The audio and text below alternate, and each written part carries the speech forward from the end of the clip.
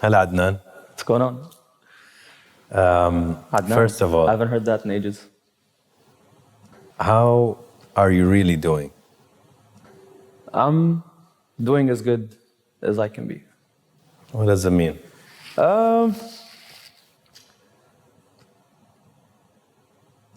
Considering everything, I think I'm doing good. I go through my phases. It's funny because every message I get of people saying, I hope everything is okay and I hope everything's good. And the more messages I get of, I don't want to say people feeling sorry, but that's what I take it as, the worse it is for me. So I'm going through this phase now of I just don't want to hear it anymore. I just want life to be normal and I just want to be normal again. But yeah, I think I'm doing as good as I can be for now. Not the greatest. But. What is normal? I was never somebody who was used to people being over affectionate or over emotional. That's normal for me. And I know the world, in our society, the norm of the world is to show extra emotion, extra affection, and extra sorrow. But that's not my world. So when I say normal, I want to go back to just, I'm sorry for everything and just keep it moving. I don't want the extra stuff. And I think that's wrong from my end to ask people because human nature, this is what we're built to do, is to feel sorry and feel bad. So I know that part of it is me asking for way too much, but this is what I want to go back to what's normal for me. And I think the more I face sadness, the harder it is. That's, I don't know if that even makes sense, but that's where I am now. Would you say that it's not the opposite? The more sadness we feel, we develop thicker skin and we feel less? From other people, I don't know if I can get that. I don't know if other people feeling sad for me gives me that. Maybe if I go through my sadness on my own and on my own terms and my own time, I agree with you. I think that will help. If I go through my breakdowns, if I go through my moments, but I think other people showing me sadness is what's mentally messing with me. And again, I think I'm the different one. I'm the wrong one. I don't think, I don't want anybody hearing this thinking, well, we're just doing what's right. I understand people and humans and society and friends and family, they're doing what's right. But for me, it's just, I don't know how to cope with it. I don't understand it. And it's creating turmoil in my brain, In funerals in our region, they say there is a wisdom to not being alone because being alone is kind of also like you're self-crashing. Yeah. Being alone can be dangerous sometimes, especially when you're not too stable or you're too emotional, right? Yeah. So they say there is a wisdom to keep really busy the first 2-3 days. That's why all the family, the extended family comes and friends and people are traveling to the funeral. And you end up finishing your day so quickly. I've been on those. Yeah. And by the end of it, you're dead. You're really tired because you've been entertaining people and explaining how the person died and over again. It's really draining, but you go through it. You never sit down and really comprehend the grief. Yeah. The grief that you could feel. So I could see somebody say that it's not torture, but it's distracting you from the reality. And after 3 days, when it's kind of sunken a little, now you can sit with yourself and deal with it. Maybe day one it was bad. So I don't know if that makes sense. It makes what you're explaining makes sense. I don't think that works for everybody. Correct. No one size fits all. Yeah.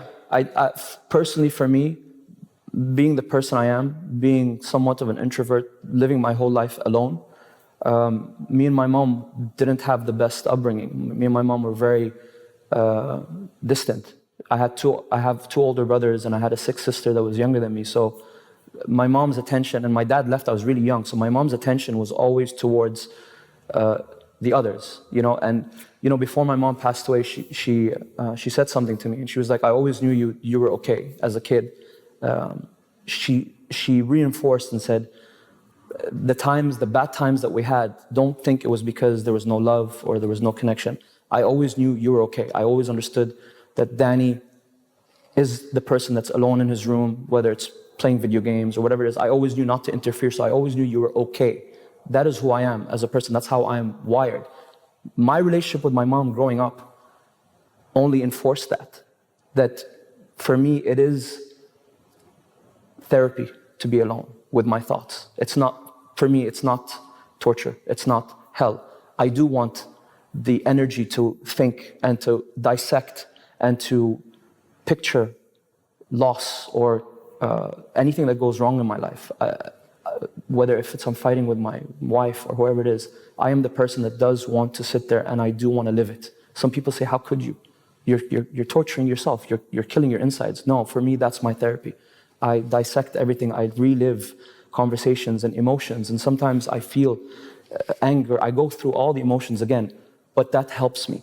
All the other stuff doesn't help me. All the other stuff drains me more and more and more because I know that being around people and being around all this stuff is just delaying what I'm going to go through sooner or later. So I just want to go through it my own way. So again, it's not, what you're saying is not wrong. It does make sense, 100%, but I was quick to learn that it doesn't, I've been through a lot in my life, and I know a lot of people say that, but I've been through a lot that the normal person in my situation doesn't go through. My whole life was a movie, a lie. So I've had moments throughout my life where some crazy shit happens that hits me in the face, and I'm like, okay, I get it.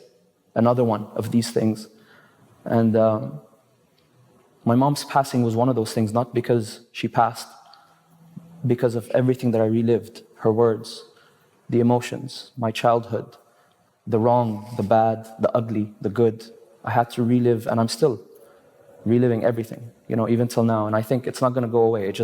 I just learn how, I think that you just learn how to deal with it. I don't think it's going to go away. When my sister passed away, she was young, she was still a baby. So I didn't really, I didn't understand, people used to say this won't go, but I never really had a long relationship with my sister. She passed away at a very young age, so I wasn't prepared. I didn't know how to deal with it. I think now with my mom, I'm understanding that, okay, this won't get any better. This is just gonna stay, and you just have to figure it out. You think it doesn't get better? I don't see it.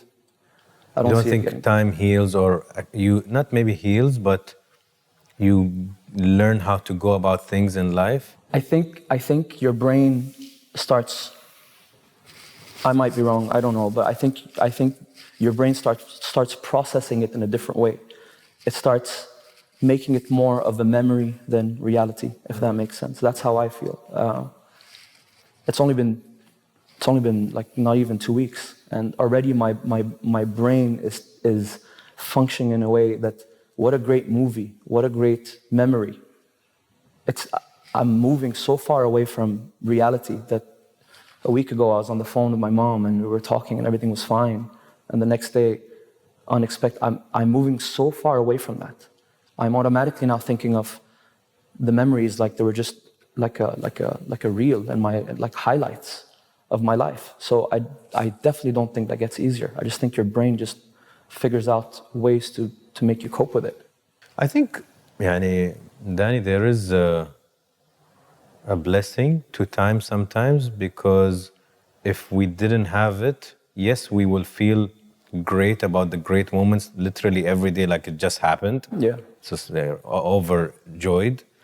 But imagine the sad. Then imagine you'll feel the shock of bad news and hurt and sadness, fresh and raw every time. Human beings won't cope, and they will kill themselves at some stage, because 100%. there is time makes you, like, maybe the wiring changes, or you compose yourself different, or you forget. People forget that they lost people. They get busy with life. Yeah. And I do think us human beings, we are very selfish beings, and we are survivors. So in order to survive, you need to kind of forget or get busy or focus on other things, and then you archive maybe the things you don't want to deal with in your subconscious, maybe. What you're saying probably implies to maybe non-family members, but I truly think that if somebody that's part of you, it's part of your DNA, you can never forget. It's the way you smell, the way you taste, the way you walk and talk. You can never, a mother, a sister, more a mother than anybody really. when they say like your souls are connected. And 2 days before my mom passed, she sent me a video, and my mom is a very silly person. She's a very sarcastic person. So we were cracking jokes on WhatsApp, and I think I went too far with the joke. So I sent her one of my too soon messages, and she sent me a video. And I know she was talking about the joke, but she was so serious in the video, and she was like, me and you are one soul. روحي روحك يعني. She's like, me and you are one soul. And for some reason, this was 2 or 3 days before she passed, and for some reason, it's been coming up a lot. So when you say, sometimes you forget, with a mother, you can't. It is true. She is your soul, you are her soul. So you can't. Every single day I wake up, whether it's a prayer that I say, she taught me the prayer. Whether it's the way I eat, she taught me how to hold a fork and knife. You can't. It's impossible. And especially in my case, because my dad wasn't around. My mom raised me. I was 10 when my dad left. So it's impossible. You cannot. You have to figure out, and like you said, the pain, you have to figure out how to get out of the pain and just cope. And you have to let your brain figure it out. That's the best way I can say it. There's no way you're going to forget. Not even 1%. How was your childhood? Tough. Define. Very, very tough. I grew up to, nobody knows this, what I'm telling you, I might get backlash for, but people would call my father Kareem or Abdul Kareem when I knew his name was Pierre. And my whole life was a lie. I would sit and think to myself, as a kid, why is everybody calling my dad a name? And I know my dad's something else. I think at the age of 9, he left. I never knew why he left. He told me he had to go to Lebanon and he'll be back in 2 weeks. And then I found out he left because the Gulf War happened, the first Gulf War happened, and he was scared authorities would find him here. So he had to go back to Lebanon and face what was there for him, which was 8 counts of the death sentence. So this was 91, 92. After my dad left, he disappeared for 3 years. 3 years later, we touched base again. And the first conversation I had with him, he said something that started another investigation of my life, which was who my brothers are. I had no idea about a situation between my dad and my mom, and my dad was married to my mom's sister. And that only came out at the age of 14, so my whole life were intervals of just slaps in the face, and all by coincidence. Nobody ever sat me down and said, Dany, let's explain to you the history of who we are. So at the age of 14, I find this other bombshell out that my brothers are also my cousins. And the story of my mom, and when I say my mom has done a lot, and when people ask me, my mom has done a lot. My mom ran away thinking her husband was gone. No, not her husband. At the time, the father of her sister's children is gone, did the right thing, took the children, ran away. It's just, she's done a lot. Age of 14, I find that out, and then I go through, I think, 10 years of just really, not purposely torturing myself, but I tortured myself to find out the truth. I could have just let it go and asked somebody. I couldn't find it in me to ask my mom or anybody. I just knew there was so much sadness.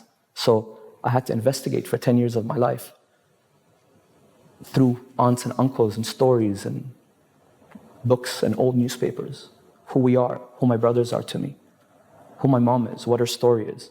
Movies would come out about Lebanon, and I would be obsessed. I would watch and start connecting dots between documentaries. At the age of 17, when I left, this was before I actually found everything out completely. My mom took me aside, and the day before I left, me and my mom were not on good terms, the day before I left to America. And she took me aside and she started crying, and she said to me, don't ever think that your brothers aren't your brothers. She's like, I know you're a smart person and I know you know a lot. And I know that there's things that I haven't told you. But there's one thing I do want to tell you, that don't ever treat your brothers. No, her words were, don't ever treat your brothers differently. She said that to me. And I played stupid. And I think that's one regret, that I should have maybe had a conversation with her. I played it stupid. I was like, I don't know what you're talking about. And she broke down. And she's like, okay.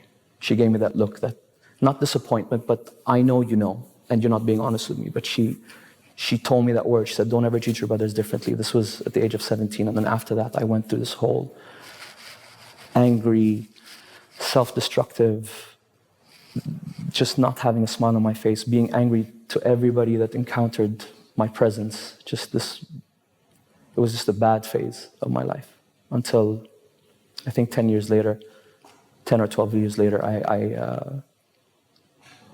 I had a conversation with my brother who I hadn't spoken to in 4 years, and I just said, I just need to know everything. And we sat down, we had a meeting, and he told me everything he could remember of his childhood. And that's where I think by then I was 27 or 28. That's where I feel like my life started, where I was out of a lie. Until the age of 27, I was just living a really bad movie, just not knowing anybody around me. And obviously, being in high school, listening to kids talk about me and my parents, you know, one of my best friends comes and tells me one day, my mom doesn't want me to be at your house because your dad's a killer. Think about you at the age of 8, and this 8-year-old telling you, you know, I can't be at your house because your dad's a killer, he kills people. That emotion, that doesn't go away. That feeling doesn't go away. Throughout high school, throughout life, people wondering because of families, because of conversations and rumors. And I can't answer and I can't defend because I don't even know. So when I get these things, I just have to take it and I have to bottle it and I have to deal with it. So the childhood, it might have not been abusive and all that stuff, but it was a very mentally hard childhood. I wasn't close to anybody in my household. I kept my distance from everybody. I was too scared to have a relationship with anyone. I just thought everybody was fake and everybody was lying. You described seeing your brother as a meeting. Yeah. You didn't even say, I sat with my brother or I hung out with my brother. Yeah. Which leads me to say, how's your relationship with your siblings? I have unconditional love for them as human beings because they've been in my life. They've been there my entire life. So I have unconditional love. I don't believe in inherited love, where because somebody is your blood, you have to kill yourself for them. I don't believe in that. I'm with you. If your question is, do I have loyalty? And yes, I have loyalty. Do I have this feeling of I would die for my brothers? Absolutely not. I wouldn't even lose a job for my brothers. And that might sound extremely horrible. But honest. I really wouldn't. I wouldn't lie to myself. I wouldn't lose a deal for my brothers. I love them to death. I really do. Wherever I can help, I will help. But the second it starts affecting my well-being, I won't do it. Which really sucks, because I would do it for people who are not inherited, who are people that I chose to be brothers with and I chose to be friends with. Again, I just never had that connection, whether it be because they were older than me, whether it be because, you know, maybe our parents set us up the wrong way. I don't know. Even till now, like even after my mom passed, I thought I'm actually, I'm going through a bit of an emotional transformation, and I want to take my time, and I don't want to assume, and I don't want to jump to any conclusions, but I'm feeling a bit closer to my eldest brother, and he was the one that I was, the one that I said I had a meeting with him. He was the one that I had a formal relationship with. The meeting or the conversation I had with him also explained to me a lot about why he did the certain things that he did, why he raised the hand on me, why he was abusive when I was a kid. What gave you the right to hit me or to beat me up blindly? Not like a brother would slap another brother. he would blindly beat the shit out of me. So all these things, I'm not saying it's right, but it explained a lot of why he did what he did. After my mom passed, I think, I don't want to rush, but I think I'm feeling a bit closer to him than ever. And I'm actually moving further away from my other brother that I was closer to as a child, because he was the one that spoiled me all the time and let me do certain things that I shouldn't do. He was the cool brother. But why would you gravitate to the tough one in this circumstance? You know, when I told you, like, I'm the type of person that when I go through stuff, I have to sit and analyze and relive. I relived a lot from them too. I relived a lot of good and bad from both Bernard and Alan, and my eldest and my other brother. And a lot of it re-explained itself to me, that he didn't beat you up because he hated you. He beat you up because there was no control in the family. He was with a single mother that wasn't really his mother, with a sick sister. Dad was nowhere to be found. We were going through financial struggle. I need to take control of the situation. So me thinking of the past re-explained itself to me, and why. And the other end of it is that my other brother, yes, was the cool kid, yada, yada, yada, all that stuff. But when it came down to it, he never did the right thing. And I'm sorry to say this, he never did the right thing because he was always the cool kid that just wants to do random shit. He was never the serious one that said, this is how we're supposed to be in the family. He never took responsibility. Whereas my eldest brother he might have taken too much responsibility, but I was able to redefine and look at things from a different perspective, which is why I think I feel a bit closer. How going back to you not finishing, you mentioned you didn't finish school, and you got into music, Dany. And Yeah. as an Arab, not finishing school is taboo. Music is kind of taboo, not always, sometimes. It's looked down on. Yeah.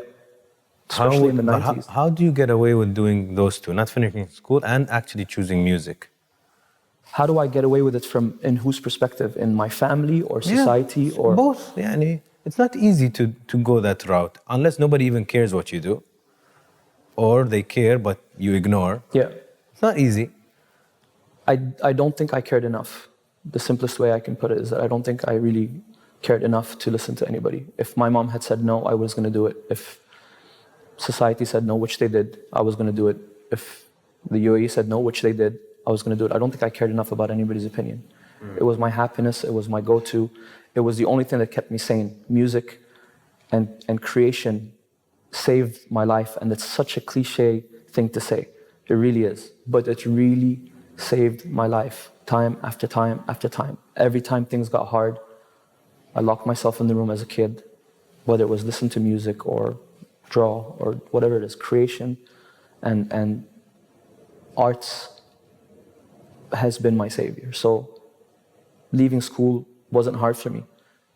The situation that happened in was hard. My mom went broke and said, I have 40,000 dirhams left in the bank account and your school fee is 27,000 dirhams. I was in Shwayfat.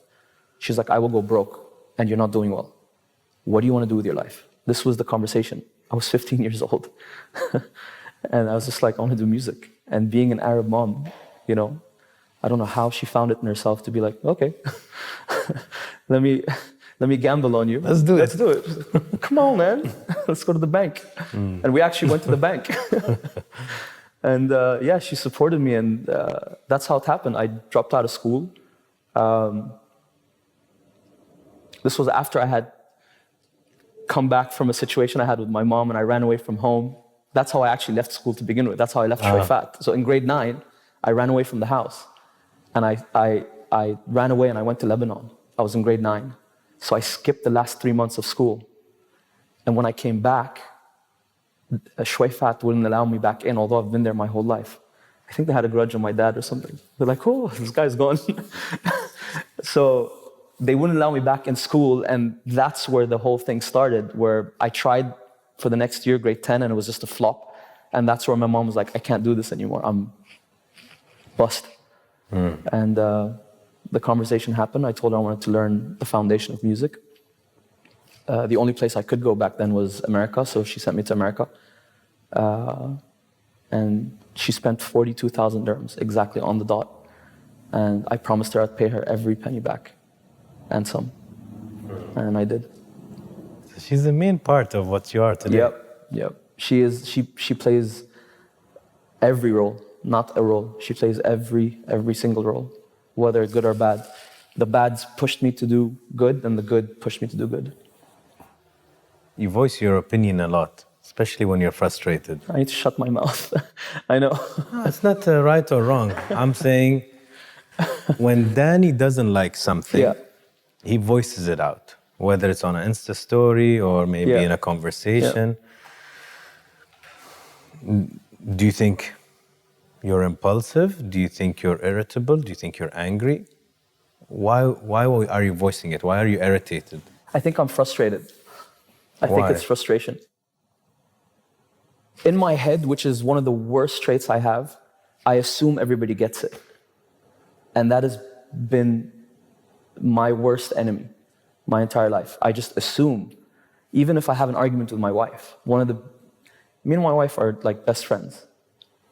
Every argument I can ever think back to is because I assume she gets it. I shouldn't assume that everybody gets what I get, and vice versa. And I think it's frustration. I think I'm impulsive, and it's not that I'm emotional or angry or no, I'm just frustrated. Don't you get it? This is the way it's supposed to be. That's wrong. Because I don't get everything. Some things that you do that I don't like, and we've had our issues. And if you've sat down and you've had the time to explain it to me, then I should do the same. So I know it's the wrong thing to do, but it's frustration. It's, again, how I'm wired. Because growing up, I didn't have people to have a conversation with or reason with. Interesting. That's how I'm wired. As a kid, I would just say it. And going through the angry phase of my life, it got really bad to a point where I'd get physical. So, because you mentioned you were the bully in school. I wasn't the bully. You were bullying people? People would bully me, and then when I grew up, I became the tough guy. And I started taking that anger out of being bullied in school on other people because I became the big guy. So I started looking for fights. It's a bully. No, I'm not intentionally bullying somebody because they're a weaker person. But you want to vent. I wouldn't, like, an example where there's a situation where I can calm the fight down. No, I would add fuel to the fire because I wanted to take it out. Not because that person might have been an asshole and I could have avoided the situation and left. But because my childhood was being not only physically bullied, but mentally bullied my entire life, I was told that I wasn't good enough by certain people, or society would make me feel like I wasn't the cool kid because of what we said, my dad or my mom. That whole feeling my entire life, when I grew to be the bigger person and the person who had no fear and didn't really care, I would add fuel to situations to get that anger out and be like, you're not going to be able to take control of me being sad. You're not going to be able to make me feel weak. And that was a very long stage. And that worked in parallel with me trying to figure out who my family was, which this added fuel to this. And it was just, I don't even know how I came out of this. I don't even know how. Like, I look back at it and I think to myself, I thank God or whoever was up there that I actually came out of that mess. It might have not been drugs or whatever, but it was just a mess.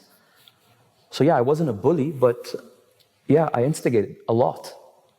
And then that carried on to my professional life.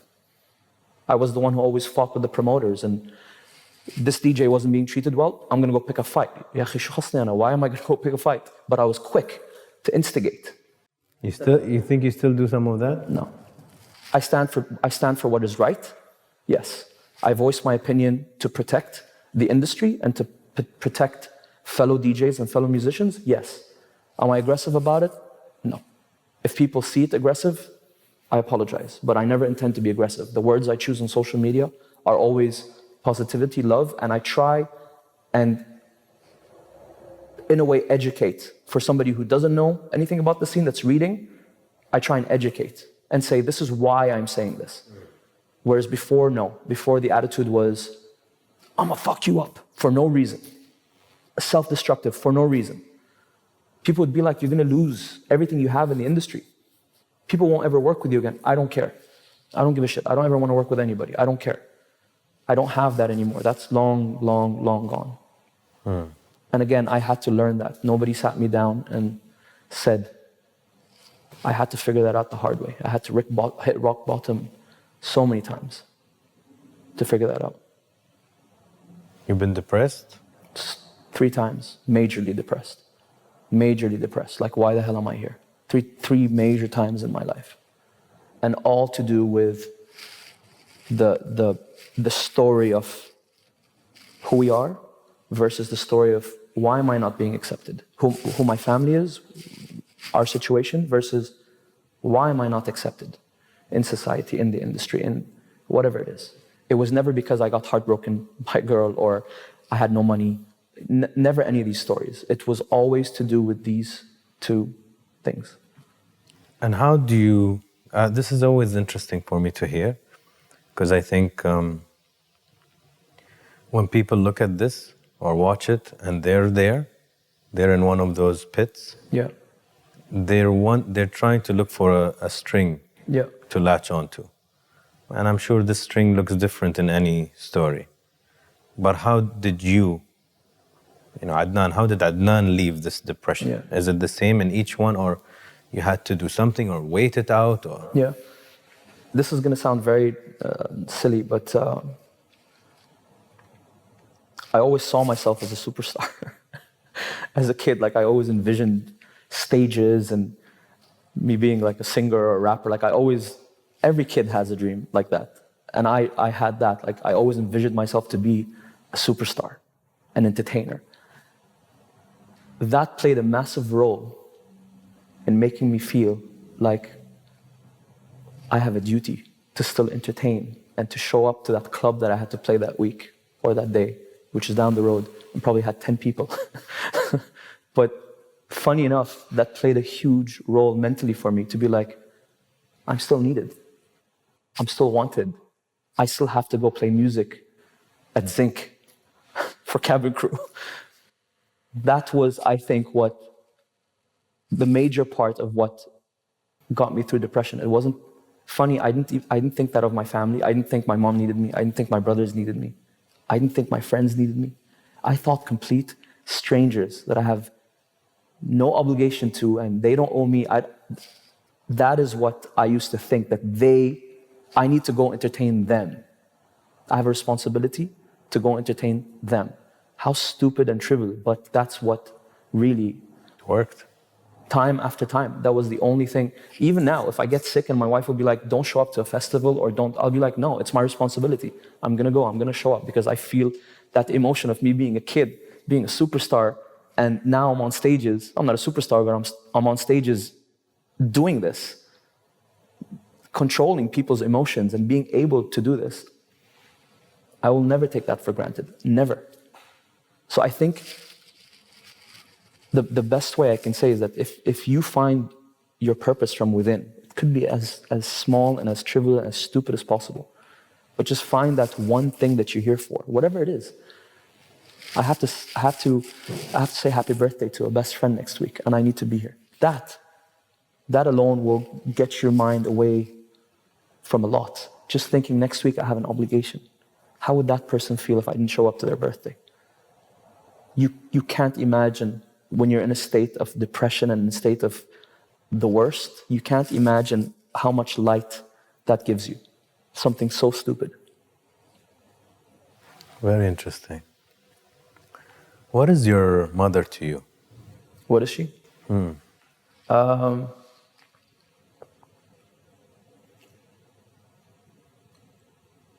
She's definitely my teacher in very, very ways that she doesn't know. Every mistake my mom did was a huge lesson for me in life. every good thing she did was a huge, huge lesson for me in life. So I would say she was more my teacher than my caretaker. I'm not taking away from her taking care of me. She did what she can to take care of me as a son. But we were missing a lot. We were missing an emotional attachment as a kid. I never had the feeling of I can run to her and cry or complain or even ask for advice. Every lesson I learned was from me witnessing something wrong or something right from her or from a situation that she was in. It was never a situation of me asking. As an adult, I think I tried to make up for that, and I tried to create some sort of a connection by sometimes not needing her advice and calling her and asking for advice, just to try. I don't think it ever worked until she got sick. And I think when she got sick and she mentally started preparing herself that, God forbid, something happens, she wanted to clear her conscience from a lot of things. And I think it was only then that I naturally reconnected and established a mother-son relationship with my mom, which was July of 2019. Wow. Up until then, it was a relationship that has ups and downs like anybody else, but there was no, I almost feel bad saying this, but there was no natural caretaker, protector. Although I knew in her heart she wanted to protect, and I knew in her heart she would do anything for me and for my brothers and for everybody. But I just never naturally felt that until she got sick. And in July of 2019, the first trip I took back to Lebanon, when they told me your mom has 48 hours to live, initially that was the conversation I had. They called me and said she's got 48 hours to live. And thank God, we got through that phase. And the last 6 months have been, if my mom fought, she fought 6 months to make everything okay with me. And in the beginning of the interview, you said, how do I really, really feel? I am so thankful. And the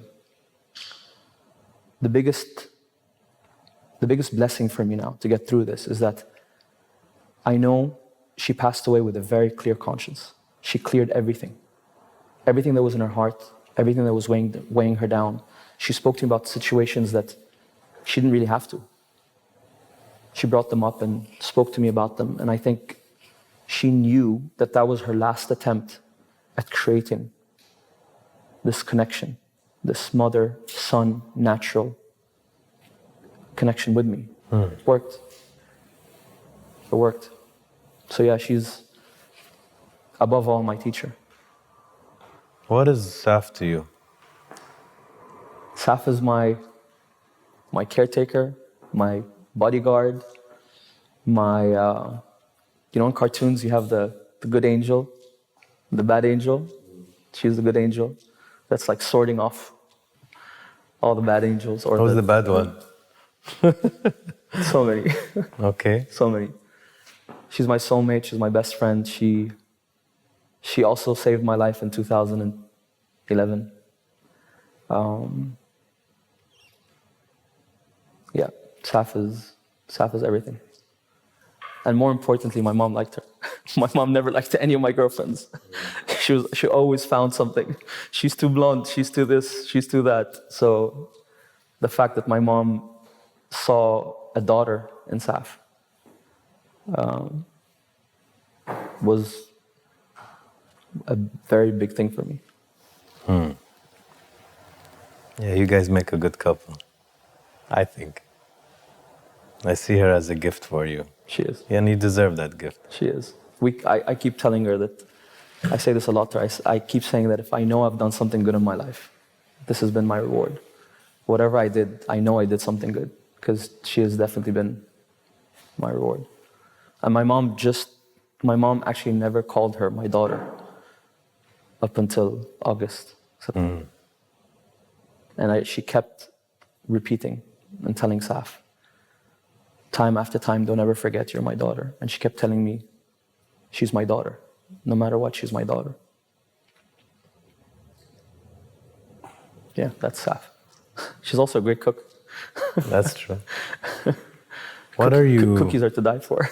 They are. What are you afraid of? I was afraid of death up until December 25th. No longer. What am I afraid of? I'm afraid of not being able to protect certain people in my life. I'm afraid that something happens to me and people's life that I really, really love and live for becomes harder. That is my biggest fear. I want to know that, God forbid, something happens to me. The people that I've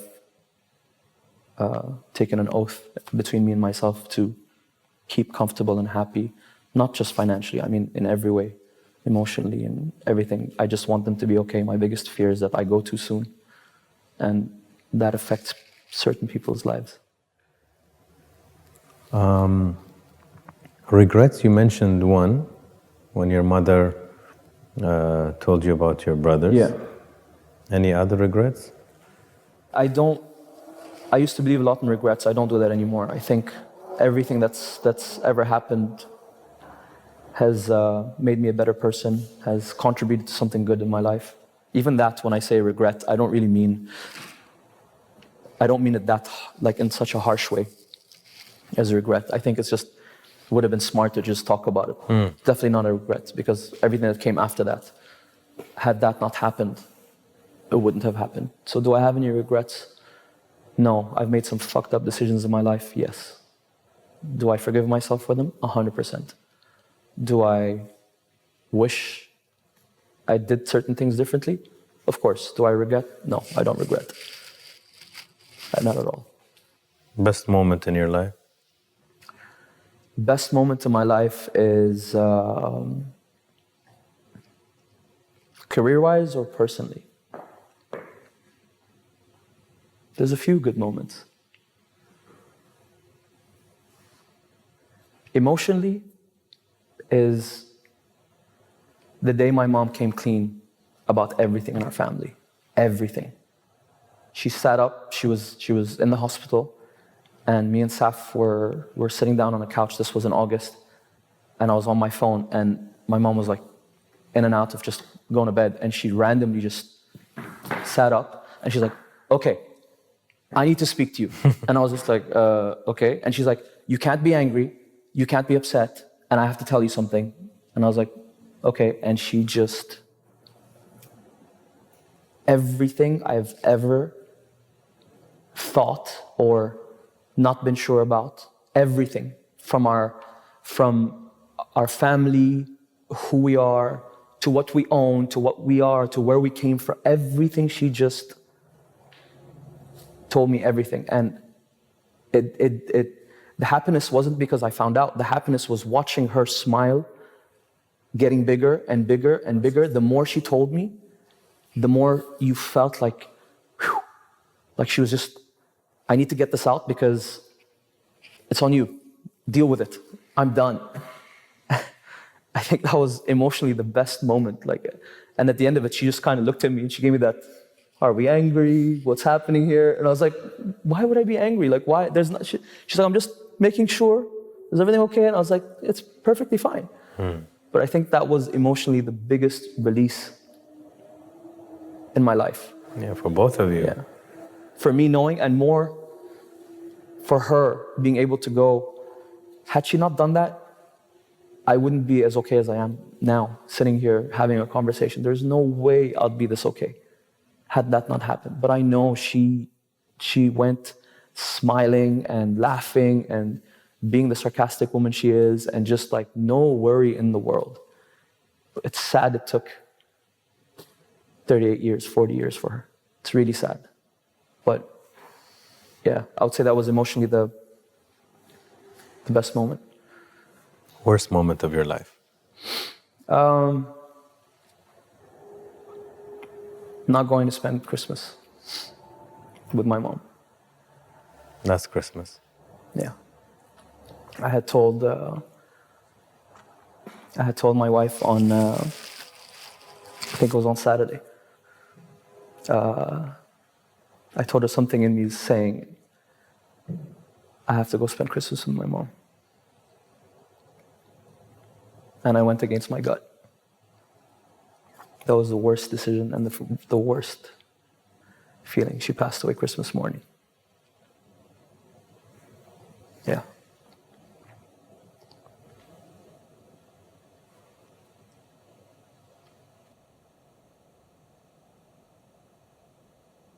Yeah, I don't know what to say because I'm also a believer of it is what it is. Dany made a decision against his gut. Maybe usually you don't, and I assume you don't.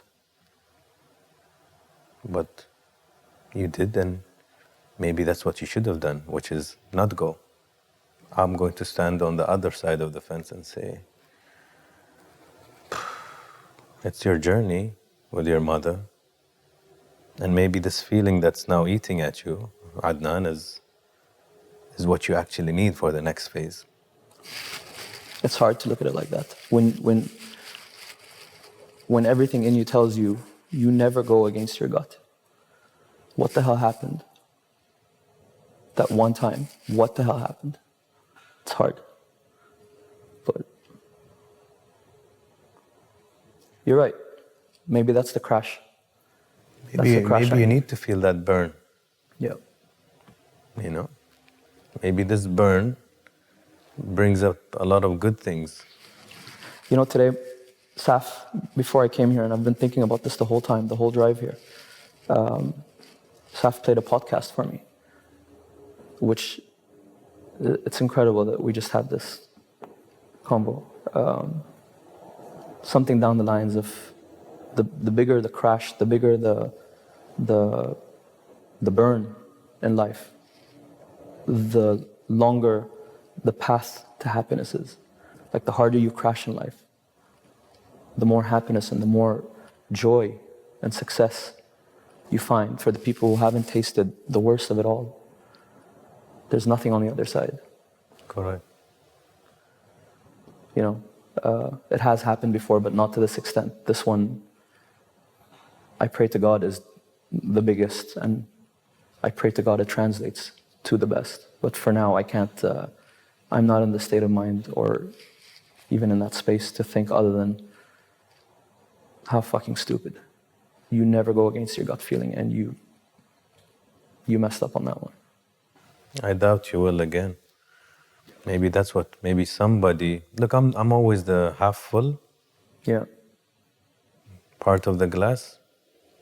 And maybe this burn will make you, for sure, not even allow any fucking doubt of not trusting your gut when somebody maybe will need you more than ever, more than your mother, more than God knows.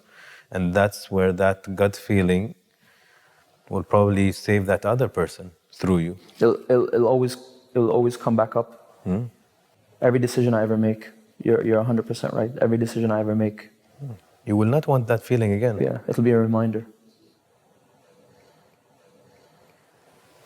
Okay, let's narrow it down.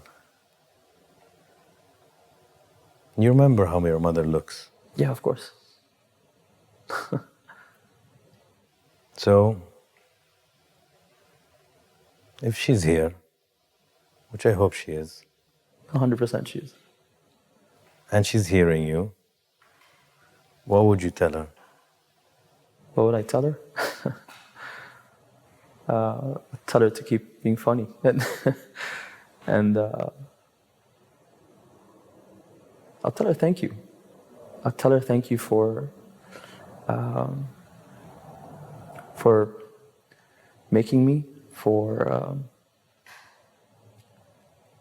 staying alive for all these years.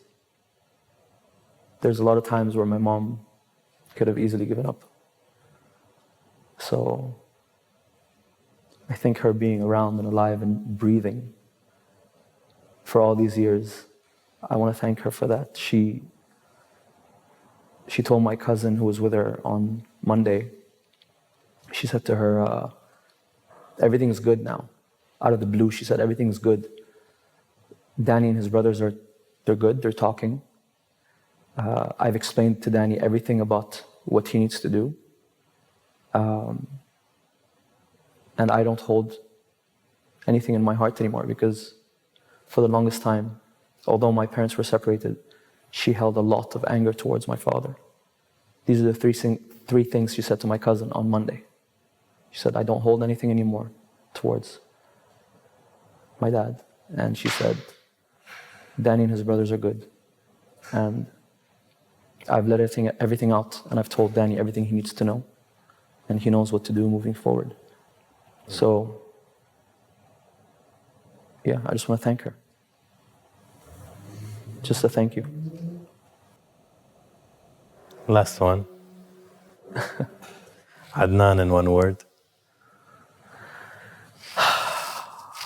Man.